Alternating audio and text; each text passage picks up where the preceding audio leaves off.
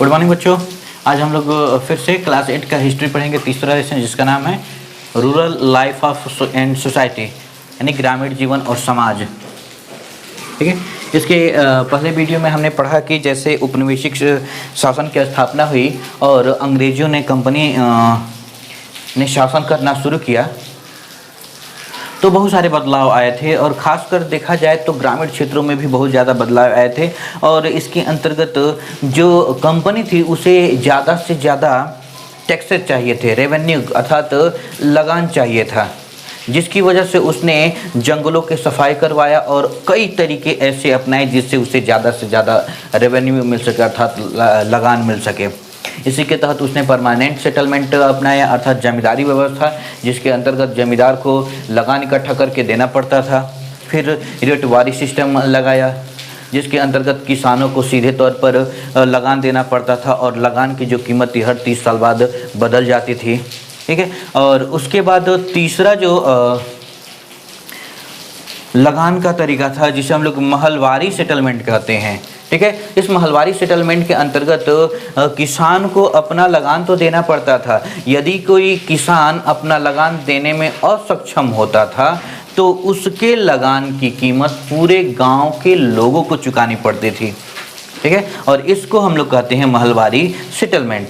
तो इसके अंतर्गत काफ़ी ज़्यादा दिक्कतें हुई थी, चूँकि उस समय अकाल पड़ा था, बारिश नहीं हुई थी, फसलें बर्बाद हुई थी, तो किसान जो थे काफ़ी ज़्यादा परेशान हो गए थे, जिसकी वजह से उन्होंने विद्रोह किया था और कई जगह पर हिंसात्मक कार्रवाई भी हुई थी।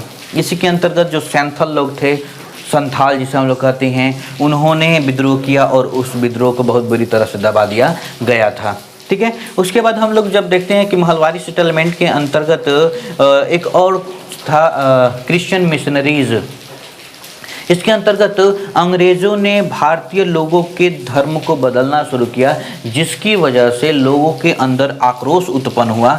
एक तो पहले से ही वो काफ़ी ज़्यादा लगान देते थे, जिसकी वजह से वो काफ़ी ज़्यादा गरीब और परेशानियों में थे, और क्रिश्चियन मिशनरीज के कारण उनका धर्म को भी ठेस पहुंचाया गया था, धार्मिक भावना को भी ठेस पहुंचाया गया था, जिसकी वजह से विद्रोह हुआ था। उसके बाद जब आगे बढ़ते हैं तो आता है हमारा कल्टीवेशन ऑफ इंडिगो। हम बता दें कि भारत में नील की खेती जो थी वो काफ़ी लंबे समय से की जा रही थी या करती चली आ रही है। उस दौरान नील की खेती काफ़ी ज़्यादा उसका मांग बढ़ गया था, क्योंकि इंग्लैंड में औद्योगिकरण हुआ था और औद्योगिकरण के अंतर्गत कपड़ों का उत्पादन बहुत ज़्यादा बढ़ गया था।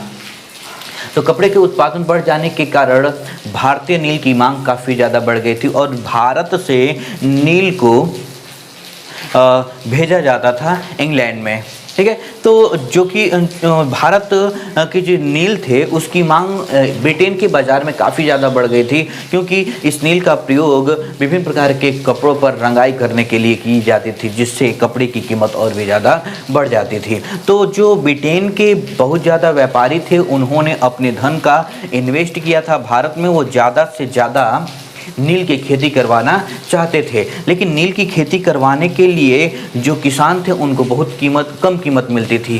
पहले ही ये लोग किसान जो थे वो कर्ज में थे लगान की वजह से, और पैसा न होने के कारण ये साहूकारों से कर्ज लिया करते थे, या फिर एक तरीका अंग्रेज़ों ने स्वयं अपनाया, वो किसानों को पहले ही अग्रिम राशि दे दिया करते थे ताकि वो अपनी ज़रूरतों को पूरा कर सके, और उसके बदले वो जबरन उनसे नील की खेती करवाया करते थे, या आगे चलकर उन्होंने अफीम की खेती करवाना शुरू किया था। तो इसके अंतर्गत जो किसान थे वो मजबूरन नील की खेती करते थे और उस नील की खेती के लिए उन्हें बहुत कम कीमत मिलती थी, जिसकी वजह से उन्होंने विद्रोह किया था। 1917 के दौरान जब महात्मा गांधी चंपारण गए थे नील के किसानों को की हालत को देखने के लिए, तब उन्होंने वहाँ पर एक मूवमेंट चालू किया था, एक आंदोलन चालू किया था। लेकिन इस आंदोलन के बाद जो अंग्रेज़ अधिकारी थे उन्होंने अपने रिपोर्ट में लिखा कि भारत में जो नील की खेती है वो अच्छी तो होती है, लेकिन इसकी मांग विदेशों में अब नहीं रही है, इसलिए भारत में नील की खेती को पूरी तरह बंद कर देना चाहिए। और इस तरीके से भारतीय किसानों को काफ़ी ज़्यादा समस्याओं का सामना करना पड़ा था। अब जो किसान थे उनको जब पूरी कीमत नहीं मिलती थी उनकी फसल को, तो उन्होंने विद्रोह किया, और उस विद्रोह को ब्लू रिबेलियन के नाम से जाना जाता है, अर्थात नील क्रांति के नाम से जाना जाता है। इसमें जो किसान थे वे अपने दैनिक जो हथियार थे, जैसे कि फावड़ा, कुदाल, औरतें जो थीं वो जो किचन की सामग्री होती है, चम्मच, कलछल, ये सब के सब चीज़ें हथियार लेकर वो लड़ाई पर निकली थीं और उन्होंने इसका विरोध किया था। लेकिन यह विरोध काफ़ी कमज़ोर तबके का था और आसानी से अंग्रेज़ों ने इसे दबा दिया था। तो इस तरीके से हमने देखा कि भारत में उपनिवेशिक शासन आ जाने के बाद जो शहरों में बदलाव हुए थे उसका वैसा ही बदलाव भारत के ग्रामीण क्षेत्रों में भी देखने को मिला था। और ग्रामीण क्षेत्र में रहने वाले जो किसान थे और जो निचले तबके के लोग थे उनको काफ़ी ज़्यादा समस्याओं का सामना करना पड़ा था।